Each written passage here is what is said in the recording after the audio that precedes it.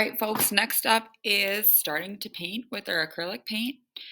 And it has to do a lot with my favorite part of painting, which is blending colors. It is so fun, so satisfying, and yeah, it's just great. So, watch this. I have my leaf totally traced. I'm going to start with my darkest color first. Obviously, my darkest color is going to be the brown. The second darkest would be the red, then the orange, and then this yellow gold. So I'm going to start with the brown, and that's going to start at the stem of the leaf. When you're using acrylic paint, you always want to make sure you use some water. So first you take your brush, a fairly fine tipped brush, get it wet, and then dip it in some brown. If you don't have enough water mixed in with your acrylic paint, it's going to be kind of, really super thick. So right now it's really thick. You want to be able to spread it out a little bit with some water. So just add some water until it gets to the consistency that you want. Oh yes, so much better. It's so much more movable and spreadable now.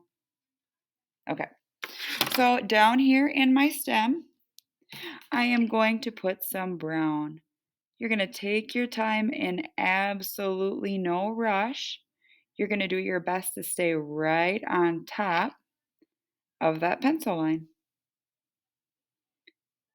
Notice how I'm just making short little strokes at a time. Just little strokes. That's how you stay in control of your brush, and that's how you keep it looking really nice and neat. Okay? So there's some brown. If I want, I can make the brown go up a little farther on here. Short little strokes. If you find that your brush is kind of getting dried out and you need more paint, you just dip it back in your paint. If it's too thick, add a little water. The key here, boys and girls, is just to do short little strokes at a time. It's not like when we are using a marker or something and we just go back and forth and fill a big area at once. We're just spreading little by little. All right?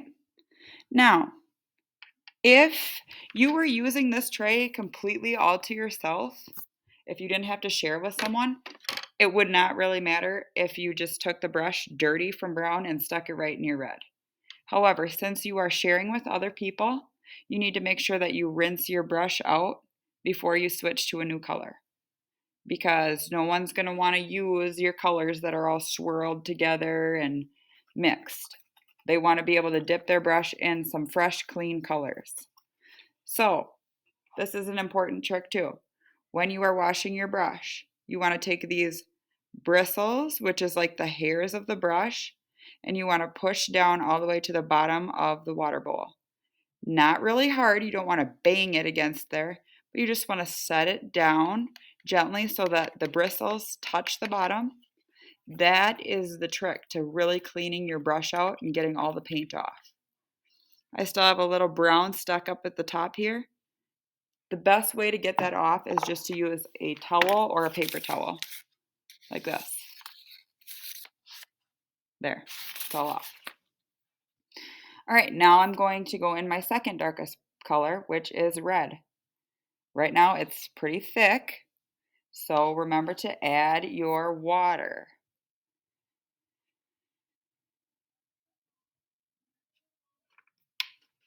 This can be kind of a messy thing to do, so just try to stay in control of it. You don't want to get water slopped all over your canvas. Okay?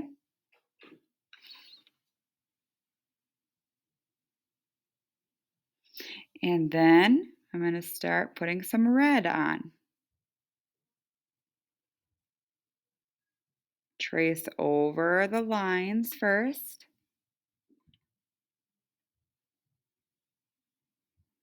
And then start putting your red in. Nice short little strokes. When your brush runs out of paint,